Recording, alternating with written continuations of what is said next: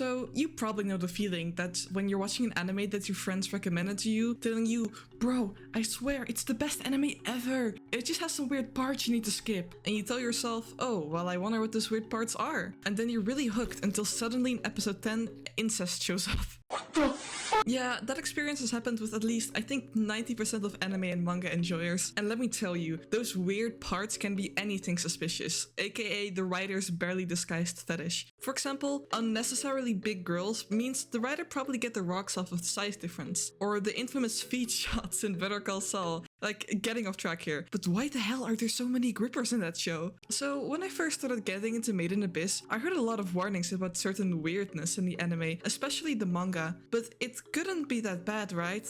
Oh no. It is that bad. Anyways, I assume you've watched the show, but if you haven't, let me give you an extremely quick summary, without spoilers. There's this island that has a city built around this giant hole. This hole is called the Abyss. Now, in this abyss, it gets more dangerous the deeper you go. The deeper you go, the more dangerous the creatures become, and the stronger a certain curse gets on a cave diver. That curse is so dangerous that eventually, at a point, you straight up bleed from every hole from your body. You die, or even worse, get turned into La Criatura. So, we follow our protagonist Rico, a 12-year-old girl from the city we talked about. Reg, a little robot boy that came from the Abyss but lost his memories. And later on in the story we get Nanachi, who turned into La Criatura but got lucky with it. Together they go down the Abyss for several reasons. Rico wants to find her expert cave diver mom, who's been down there for a while. Reg wants to get his memories back, and Nanachi, she just made besties. She just, a little adventure. So when you look at the cast, you might think, oh my god, cute children who go on whimsical adventures. They'll eat delicious stew and go on awesome fantasy adventure. Teehee.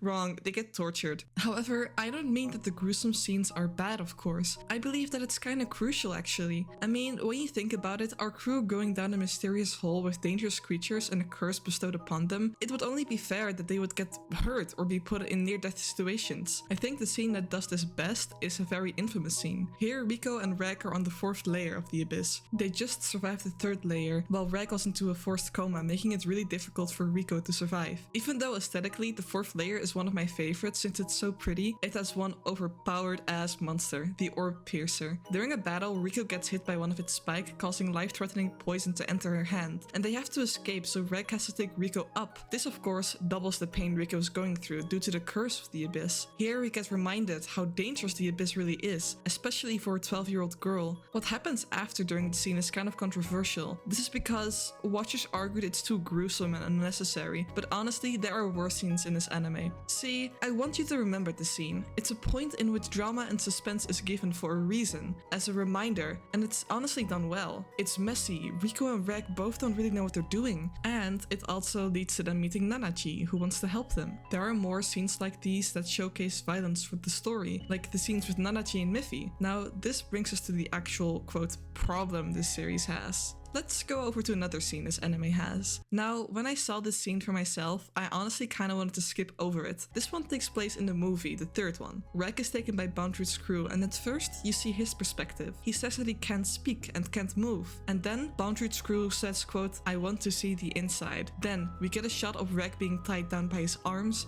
his head with a blindfold on, his legs, and unfortunately, his manhood. I don't want to show that on YouTube, of course. This is followed by the crew cutting his arm off. There are shots of him drooling and close-up of his groinal area, and I'm just gonna stop there. The whole premise is that Reg is being experimented on, and how this other important character, Prushka, gets to know her father is behind these horrible experiments. But Reg instantly gets rescued after, and after that he just loses one of his arms. That's it. I'm serious. Not important to the story at all. Nothing important, just only one aftermath is that Reg now only has one arm. You're starting to see the problem here?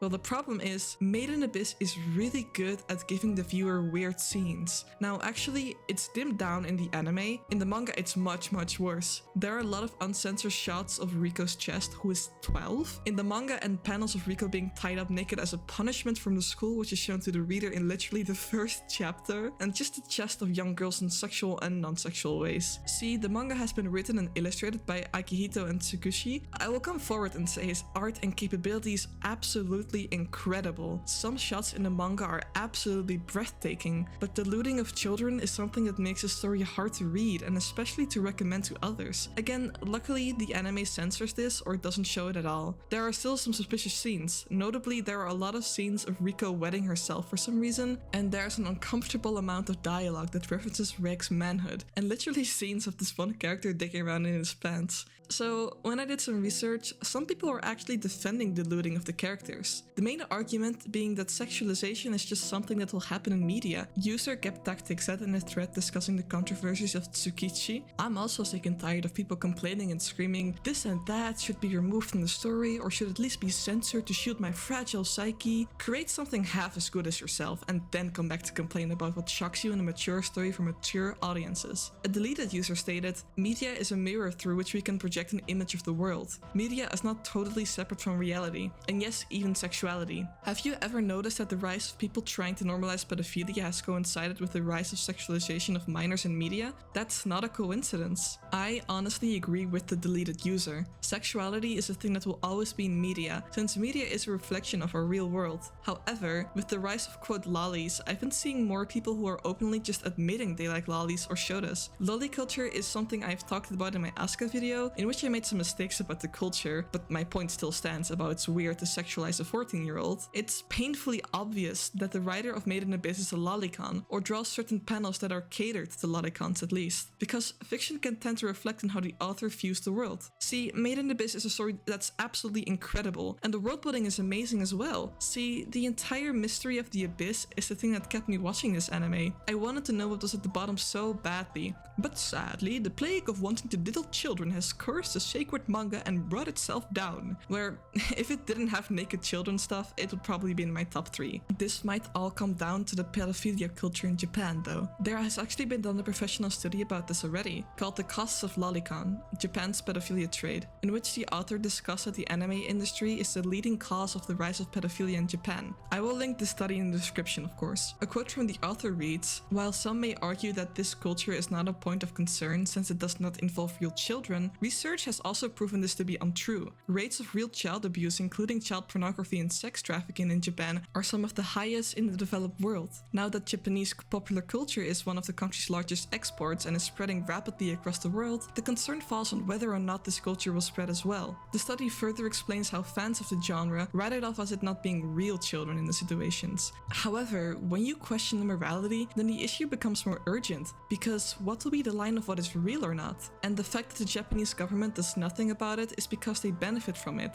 but also because there's a disconnect of what is real and virtual. The existence of this culture leads to real damage to real children. Whether you actually call yourself a lolicon or not, it is important to be educated on the matter. So if you have the time to go read this study, it's very interesting, so please do that. Or maybe I'm just a sociology student who likes these types of studies. But what do you think? Are you a supporter of the "while they're not real, so who cares?" Or are you a "this is kind of weird, so get this out of my face" type of person? Let me know in the comments down below, and don't forget to like and subscribe. Interactions motivate me a lot, and honestly, I'm trying to get the ad revenue buff. I just need some more watch time, so why not check out my other videos? Thank you!